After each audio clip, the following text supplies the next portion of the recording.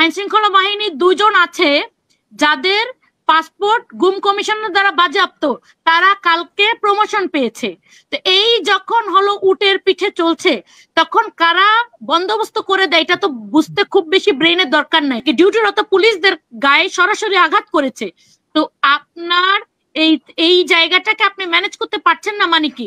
তার মানে কি আপনার নিশ্চয় একটা হিডেন ফোর্স আছে যাদেরকে ওরা হেল্প করছে। ভিজিবল এবং ট্রান্সপারেন্ট একটা ইনকোয়ারি করে জানাইতে হবে যে এটা আসলে ভুল। তা আমরা কোনো ভুলকেও ভুল বলছি না, সঠিককেও সঠিক বলছি না। একটা কেমন ধোঁয়াশার মধ্যে সরকার চালাচ্ছি এবং ফেসবুকের মধ্যে বিবৃতি দিয়ে সরকার চালাচ্ছি, এইভাবে তো সরকার চালানো ছিল। তার একটা কথার আমি একটু উত্তর দিব। উনি বলেছে যে মেধাবীরা রাজনীতিতে আসে না, উনাকে পয়সা দিলেও রাজনীতিতে উনি কোনোদিন আসবেন না, ওনাকে পিটালেও আসবেন না। কিন্তু উনি যেই দেশেই থাকুন না কেন, রাজনীতিবিদরাই দেশ চালায়, তাই তো? তো ওনার মতো মেধাবীরা যদি রাজনীতিতে না আসে, তাহলে করাপ্টেড লোকই তো ওনাকে শাসন করবে, করাপ্টেড লোকেরাই তো ওনার পিঠে কাঁঠালটা ভাঙবে। তো এই জিনিসটা যদি উনি এত মেধাবী হয়, তাহলে বুঝেন না কেন যে ওনার মতো মেধাবীরা যদি রাজনীতি না আসে, তাহলে অকর্মণ্য অসৎ অসভ্য লোকদেরকে দ্বারাই তাদেরকে পরিচালিত হইতে হবে। সুতরাং রাজনীতি একটা ঘৃণার বস্তু, এই নোশন থেকে আমাদেরকে বের হয়ে আসতে হবে এবং মেধাবীদেরকে এখানে আসতে হবে এবং রাজনীতিটাকে খারাপ চোখে দেখা বন্ধ করতে হবে। তা না হলে ওই আমাদের কপালে আগে যা চলেছে সেটাই চলবে এবং সামনে আমরা কোনো নতুন চেঞ্জেস দেখতে পারবো না। যে চেঞ্জেস উনি আশা করে বসে আছেন না, সেই চেঞ্জেসটা ওনাকেই করতে হবে। উনি বাসায় বসে রাজনীতিবিদদেরকে গালাগালি করলে চেঞ্জেসটা আসবে না। You have to do it. এবং এই বাংলাদেশের জনগণ নিজেরাই নেমেছিল দেখে জুলাই 2024 হয়েছে। অনেকে অনেক কিছু বলেছে, কারো কথায় কিছু হয় নাই। নিজেরাই নামলে তারপরেই হবে। এবং আপনি যেটা বললেন আপা, যে আওয়ামী লীগ এখানে সংগঠিত হতে পারছে কিভাবে? আপা, আমাদের এখন পর্যন্ত পুলিশের শাস্তির আওতায় যেটা বলে সেটা হলো আপনাকে একটা যেখানে ছিলেন সেখান থেকে বদলি করে দেওয়া, এটাই হলো শাস্তি। দিনের পর দিন আপনি ডিউটিতে আসছেন না, আপনি চলে গিয়েছেন, হয়তো তাদের কাছে এনএসআই রিপোর্টও আছে যে সেই পুলিশ বাংলাদেশেই নাই, তাকে কি করছে? সাময়িক বরখাস্ত করছে খোরপোশ সহ। আপনি যখন কোনো হার্ড লাইনে যাবেন না, আপনি যখন আইন শৃঙ্খলা বাহিনী যেভাবে চলছে, তারপরে যাদের এইরকম আইন শৃঙ্খলা বাহিনীর 2 জন আছে যাদের পাসপোর্ট গুম কমিশনের দ্বারা বাজেয়াপ্ত, তারা কালকে প্রমোশন পেয়েছে। তো এই যখন হলো উটের পিঠে চলছে, তখন কারা বন্দোবস্ত করে দেয় এটা তো বুঝতে খুব বেশি ব্রেনের দরকার নাই। এই যে বাহিনীর ভিতরে এরাই তো আমার জনগণের দিকে গুলিটা তাক করেছিল, এরাই তো লিথেল ওয়েপন ইউজ করেছে, মোর দেন 3 লাখ অফ রাউন্ডস এরাই তো মেরেছে, তাই না আপা? তো এদেরকে আপনি ঢাকা থেকে খাগড়াছড়িতে নিয়েছেন, এখন খাগড়াছড়িতে আপনাকে ক্যাম্প করে দিচ্ছে ইয়া করার জন্য, ট্রেনিং করার জন্য। তো আপনাকে আমাদেরকে খুব বেশি বুদ্ধির প্রয়োজন নেই যে কারা করে দিচ্ছে। উইদিন দ্য ল এনফোর্সমেন্ট এটা করে দিচ্ছে, যদি করে দিয়ে থাকে। এবং এটা হলো একটা আমরা বারবার বলেছি, এটা ইউনুস গভর্নমেন্টের একটা ফেলিয়ার। পেলে তো ওরা একসাথে হওয়ার কথা না, মানে সহযোগিতা না পেলে এত বড় একটা আয়োজন যে বিভিন্ন ডিস্ট্রিক্ট থেকে এসে এটাকে মানে তারা সুসংগঠিত হয়ে ট্রেনিং করছে, এটা তো আপনি সব বাদ দেন, ওইটা ধরেন আমরা রিউমার ধরলাম, গোপালগঞ্জের বিষয়টাই ধরেন। গোপালগঞ্জ কি বাংলাদেশের বাইরে? তাহলে বাংলাদেশ ল এনফোর্সমেন্ট এজেন্সি ওটার কেন আপনার এই জায়গাটাকে ম্যানেজ করতে পারলো না কেন? আপনি এনসিপি যদি অন্য জায়গায় পদযাত্রা বলে, এখানে লং মার্চও বলে, লং মার্চ না আরো খারাপ কিছুও বলে, তাহলেও কি কারো অধিকার আছে তাদের শান্তিপূর্ণ সমাবেশে প্রচন্ড গোলাগুলি এবং ওয়ারলাইক সিচুয়েশন তৈরি করা? ওইখানে যেটা হয়েছিল সেদিন তো এটা হলো আপনার নাগরিক জীবনকে, আপনার প্রত্যেকটা নাগরিক জীবনকে একটা ইয়ার মধ্যে ফেলে দিয়েছিল। আপনার গোপালগঞ্জের জেল গেটে আপনার ভেঙে ফেলেছে, তারপরে ইউএনওর অফিসে কি বলে গাড়িতে আগুন ধরিয়ে দিয়েছে, পুলিশদেরকে ডিউটিরত পুলিশদের গায়ে সরাসরি আঘাত করেছে।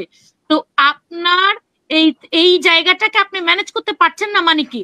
তার মানে কি আপনার নিশ্চয় একটা হিডেন ফোর্স আছে যাদেরকে ওরা হেল্প করছে। এই গোপালগঞ্জে এই পরিমাণ অস্ত্র কোথা থেকে আসলো? তাহলে যে আপনারা যে ম্যাজিস্ট্রেসি পাওয়ার নিয়ে 11 মাস ধরে রাস্তায় আছেন, এই অস্ত্রগুলো উদ্ধার করতে পারলেন না কেন?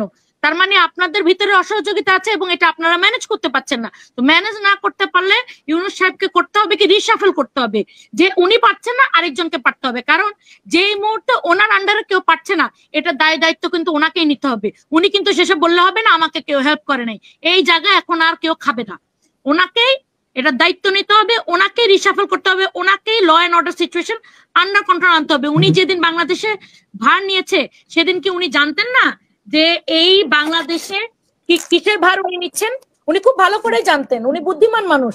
আমরা মনে করতে চাই না যে উনি জানতেন না যে কিসের মধ্যে ঢুকছেন, কারণ বা একটা অভ্যুত্থানের মধ্যে একটা দেশকে 16 বছর ওনার মতো একজন ইকোনমিস্ট জানেন না হাসিনা কোথায় রেখে গিয়েছে? আমাদের মতো যারা নতুন রাজনীতিবিদ তারা যদি জানে তাহলে উনি জানেন না হাসিনা কোথায় রেখে গিয়েছে? তাহলে উনি সেটা বুঝেই তো এটা দায়িত্ব নিয়েছেন, তাহলে দায়িত্ব নিলে দায়িত্ব পালন করতে হবে। এবং এই যে উপদেষ্টারা যে আনচেক যাচ্ছে এটা আমরাও পছন্দ করছি না। এটা হয়তো আমরা আশা ছিল আমাদের এই উপদেষ্টাদের প্রতি যে তারা নতুন রিফর্মস নিয়ে আসবে, বাট তারা যেভাবে দুর্নীতিতে জড়িয়ে পড়ছে, অথবা যেই ইভেন যদি জড়ায় নাও পড়ে, এটা যদি আনফাউন্ড একটা ক্লেমও হয়ে থাকে, সেটাও তো সরকারকে প্রপার ভিজিবল এবং ট্রান্সপারেন্ট একটা ইনকোয়ারি করে জানাইতে হবে যে এটা আসলে ভুল।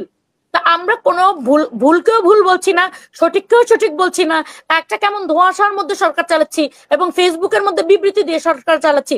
এইভাবে তো সরকার চালানো যাবে না। সরকারের ম্যাকিয়াভেলিতে বলে না যে আপনাকে to be good you have to be rude sometimes and you have to be hard. কঠিন হইতে হবে আপনাকে, এই কিছু কিছু বিষয় আপনাকে কঠিন ভাবেই হ্যান্ডেল করতে হবে, এবং সেটা না পারলে আপনাকে বলতে হবে যে আমরা পারতেছি না। তখন কোন এইটা রাজনীতিবিদরা অথবা দেশের মানুষরা আবার চিন্তা করবে যে এটা কি হইতে হবে। বাট এভাবে তো আসলে মানে হবে করে দেশ চলবে না। আরেকটা প্রস্তাব ছিল যে উপদেষ্টাদেরকে কেন জবাবদিহিতার আওতায় আনা হচ্ছে না। বিভিন্ন উপদেষ্টা নিয়ে বিভিন্ন সময় প্রশ্ন উঠছে, বিভিন্ন দুর্নীতি নিয়ে বা অনেক কিছু নিয়ে প্রশ্ন ওঠে।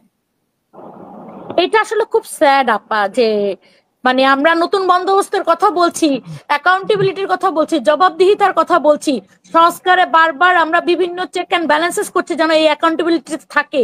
ঐক্যমত্য কমিশনে তো আমিও 4-5টা অনেকদিন ধরে তো আছে, প্রায় 20-25 দিন ধরে এটা মানে 20-25টা মিটিং হয়েছে, তার মধ্যে 4-5টা আমি অ্যাটেন্ড করেছি আমাদের দলের পক্ষ থেকে।